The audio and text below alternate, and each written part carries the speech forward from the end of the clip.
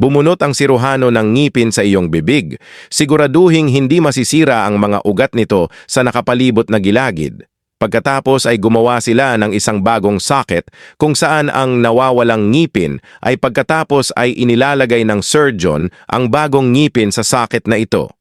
Siguraduhin na ito ay mahigpit na magkasya.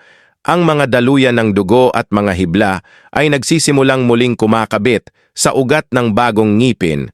Kagaya mo tinanggap mo pa rin siya kahit may kabit siyang iba. Para di ka lang iwan. Kung hindi ka para sa akin, huwag mo lang pasalimutin na ikay mahal.